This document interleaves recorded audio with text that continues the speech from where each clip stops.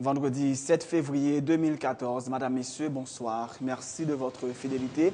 Bienvenue dans ce nouveau numéro de Pulsation Week-end. À la une de l'actualité, projection de films, conférences et expositions sont entre autres activités organisées à Port-au-Prince ce vendredi 7 février 2014 pour commémorer le 28e anniversaire de la chute de l'ex-dictateur Jean-Claude Duvalier. Le film documentaire Haïti, le règne de l'impunité du cinéaste Arnold Antonin a été projeté à l'université Quisqueya, une initiative du collectif contre l'impunité. Le collectif a lancé aujourd'hui un site internet rassemblant des documents sur la dictature et la lutte des victimes pour obtenir justice. À l'initiative de plusieurs organisations populaires, une manifestation s'est déroulée à Port-au-Prince ce vendredi 7 février pour dénoncer les atrocités des Duvalier, mais également pour réclamer la démission de l'équipe en place et la libération des frères Florestal considérés comme des prisonniers politiques. Dans l'actualité internationale, des pluies torrentielles et des inondations ont fait au moins 40 morts en Bolivie et de nombreux sans-abri. Les secteurs de l'élevage et de l'agriculture ont été sérieusement touchés. À environ 4 mois de la Coupe du Monde, la ville brésilienne de Rio a été secouée jeudi par une manifestation qui s'est dégénérée en affrontement. Les protestataires dénonçaient la hausse du prix des transports et le faible niveau des services publics. Dans l'actualité sportive, les 22e Jeux olympiques d'hiver ont démarré ce vendredi à Sochi. Plus de 40 dignitaires du monde entier ont assisté à la cérémonie.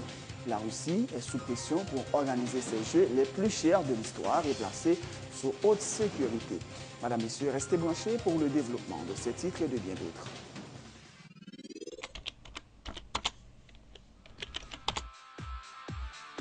Bienvenue à cette édition d'Information Pulsation, l'essentiel de l'actualité de la journée. Merci de votre fidélité.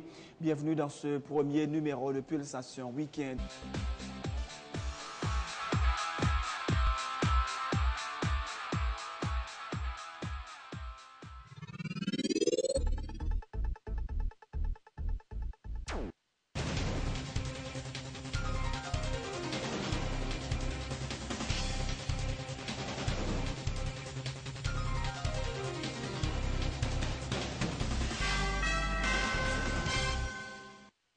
De recherche, bienvenue dans le développement du journal. Projection de films, conférences et expositions sont entre autres activités organisées à Port-au-Prince ce vendredi 7 février 2014 pour commémorer le 28e anniversaire de la chute de l'ex-dictateur Jean-Claude Duvalier.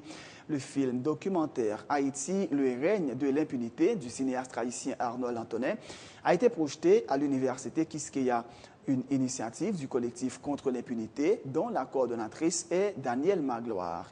Il faut que tous, les jeunes en particulier, comprennent ce qu'a représenté la dictature en Haïti et de savoir l'identifier à chaque fois qu'elle tente de ressurgir sous d'autres formes, a-t-elle dit, réclamant une fois de plus justice et réparation pour les victimes des Duvalier. Ce n'est pas un combat facile, mais il faut la peine d'être mené. Il vaut la peine d'être mené, ce combat, a dit Mme Magloire.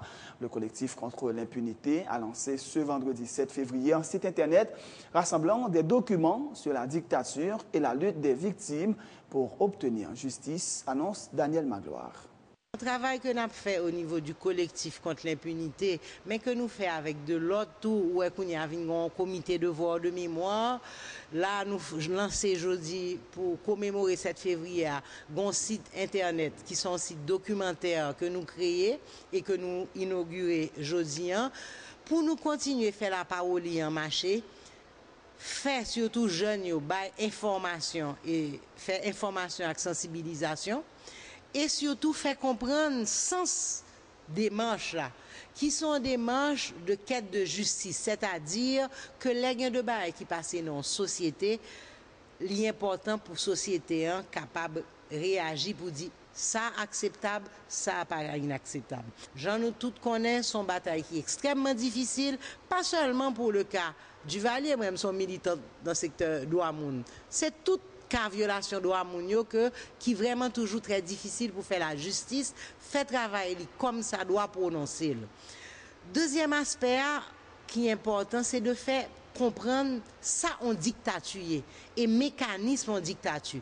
En façon pour leur apparaître sous avec l'autre visage qu'on est capable de détecter et puis barrer route. Nous, depuis 3 ans que nous reprenons chaque année 7 février, nous marquons.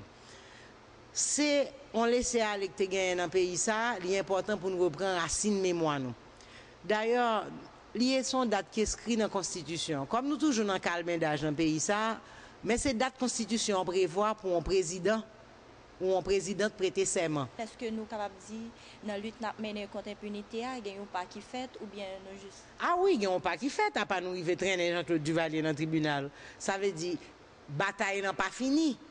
Ça veut dire la justice pour qu'on juge. Mais le fait que le budget, la justice, le budget a dépensé avec l'argent pour un paquet d'avocats pour défendre, ça sont pas parce que c'est pas dans l'histoire là.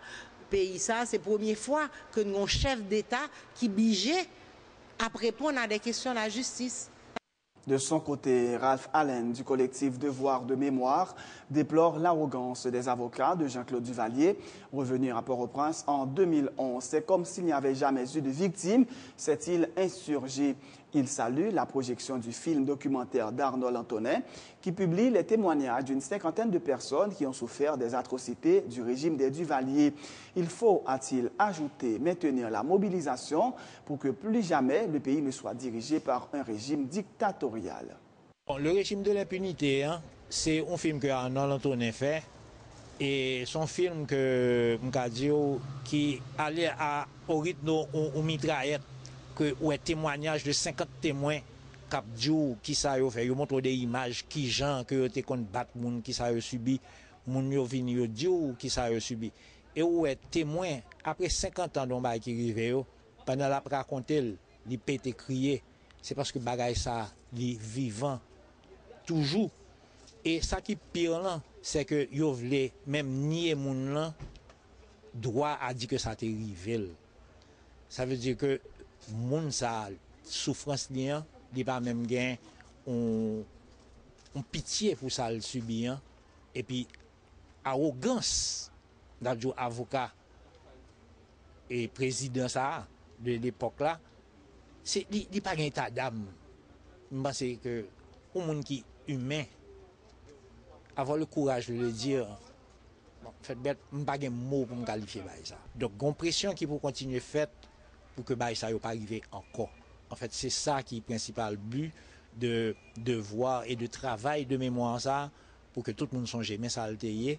Et ce qui est arrivé, c'est que par exemple, le monde commence à entendre que il y a des gens qui apparaissent en avant, qui disent que ils perdent du monde, et qu'il y a plus de monde qui viennent demander, comme le cas de la famille Piou, qui fait que cette fausse une page sur Nouvelle Liste pour demander qui ça nous fait à papa nous, qui disparaît un jour tout bonnement. Sans le pas mourir ça que les coupable de quoi que ce soit.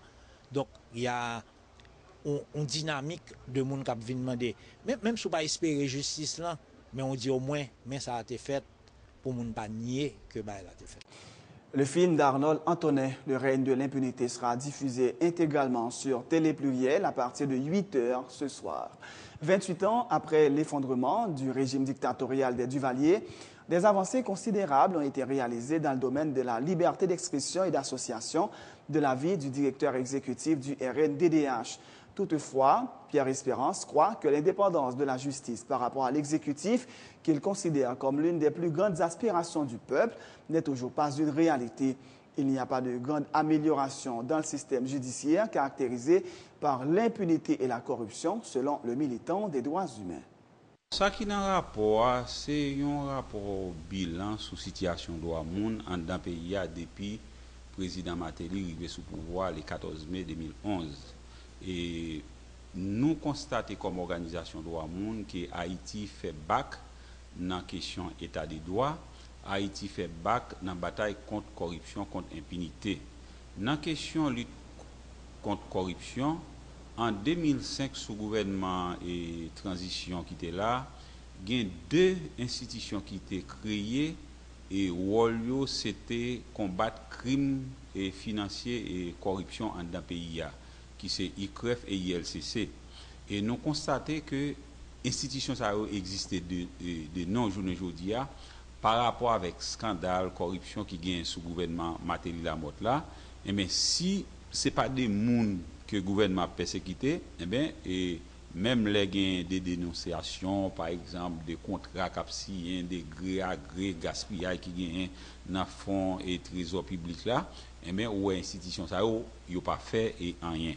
Dans la question lutte contre l'impunité, ce n'est pas un secret, le gouvernement Matéli a fait, gouvernement Matéli Lamotte a fait tout ça pour réhabiliter anciens dictateurs et haïtiens, Jean-Claude et Duvalier. Et où est que question séparation pouvoir, indépendance pouvoir, eh bien, le gouvernement Matéli Lamotte l'a passé et pouvoir ça en bas pied. Question la police là, c'est vrai, nous constatons qu'il y a un petit effort qui fait dans la question sécurité, car kidnapping diminué, mais nous avons une volonté manifeste de côté gouvernement Matéli Lamotte là pour politiser la police nationale là. Le rapport ça, nous acheminé Washington tout, nous partageons avec le gouvernement américain par rapport avec les représentants en Haïti et dans l'ambassade et nous faisons arriver tout à travers contact nous que nous gagnons dans Washington. À l'initiative de plusieurs organisations populaires, une manifestation s'est déroulée à Port-au-Prince ce vendredi 7 février pour dénoncer les atrocités des Duvalier, mais également pour réclamer la démission de l'équipe en place et la libération des frères Florestal, considérés comme des prisonniers politiques. Partis du quartier populaire de Bel-Air, les protestataires devraient longer la route de Delma pour se rendre à Pétionville, mais la manifestation a été dispersée à coups de pierre au carrefour de l'aéroport.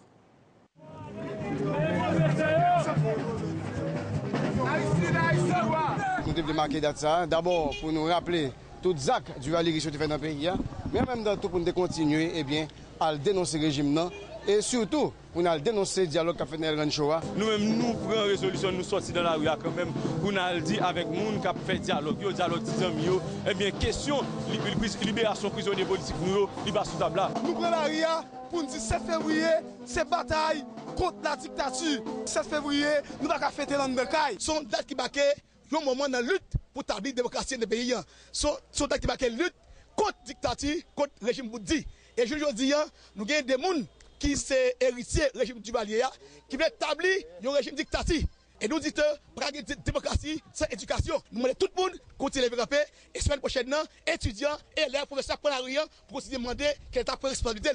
Nos mêmes objectifs de sous-béton, c'est de libération prisonniers politiques et puis départ Michel Matéli dans tête pays sans condition. Nous prenons la rue à non seul objectif, non seulement pour exiger la libération prisonniers politiques, mais continuer à demander démission de M. Matéli avec toute notre gagote. La revendication, c'est pour nous mettre colonne gagote ça dehors dans le pays, parce que nous, Matéli fini avec les ressources pays. Je dis, nous demandons démission de M. Matéli et plus précisément, si toutefois il démissionne, nous ne pouvons pas quitter la gaspiller l'argent dans le pays blanc, mais nous mettons dans le pénitentiaire national pour que l'argent pays vienne servir les peuple haïtien pour faire bon développement, bon l'école vraiment, bon éducation dans le pays. Autre point de l'actualité, la police n'a toujours aucune nouvelle de l'homme d'affaires Evans Daniel, porté disparu depuis le 5 janvier dernier. Le porte-parole adjoint de la PNH fait état cependant de l'arrestation de Oliver Jorissin, un individu qui s'est à la fois fait passer pour un pasteur et un ougan, chez qui des biens appartenant à Daniel Evans ont été retrouvés. Beaucoup d'indices montrent que l'homme d'affaires se trouvait chez Oliver Jorissin, a dit l'inspecteur Desrosiers, ajoutant que la DCPJ poursuit ses investigations en vue de faire la lumière sur cette affaire. Evans Daniel est un ami personnel du président Michel Martelly. Pour le dossier qui concernait M. Evans Daniel, et nous connaissons gagné des recherches là, le chef de terrain qui a continué au niveau de la DCPJ, et gagné une délégation pouvoir que le commissaire gouvernement Nord-Est Lambaye à la DCPJ.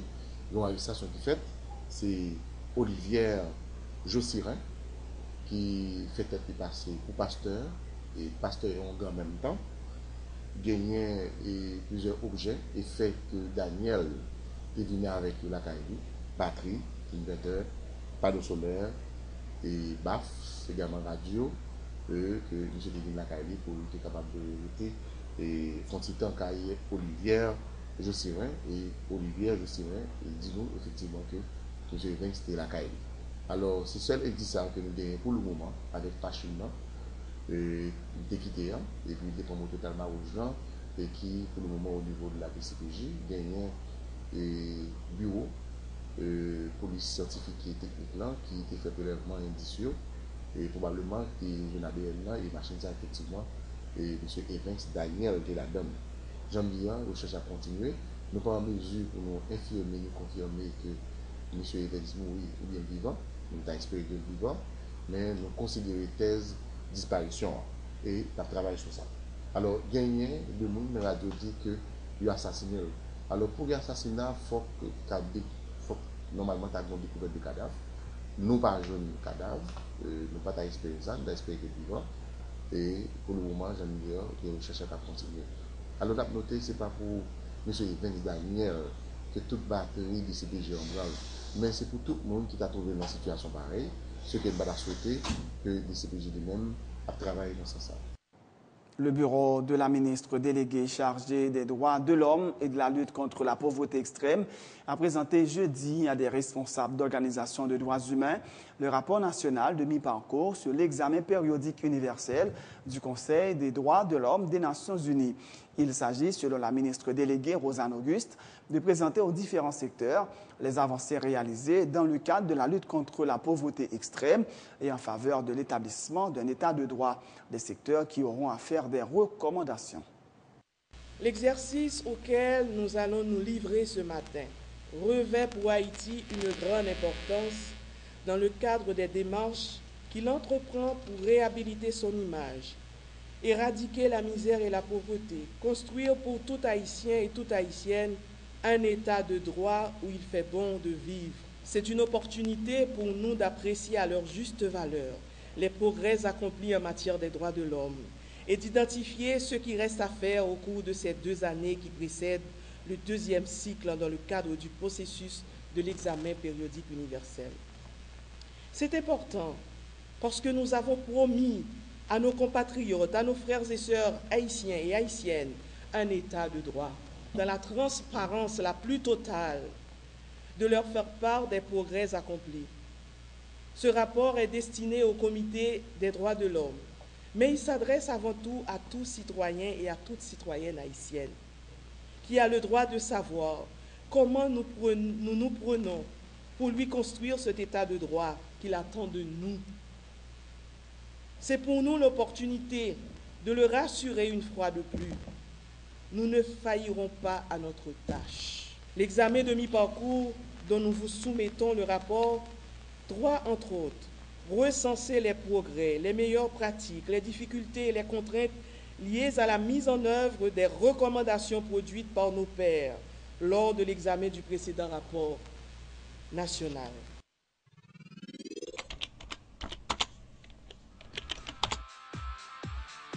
Bienvenue à cette édition d'Information Pulsation, l'essentiel de l'actualité de la journée. Merci de votre fidélité. Bienvenue dans ce premier numéro de Pulsation Week-end.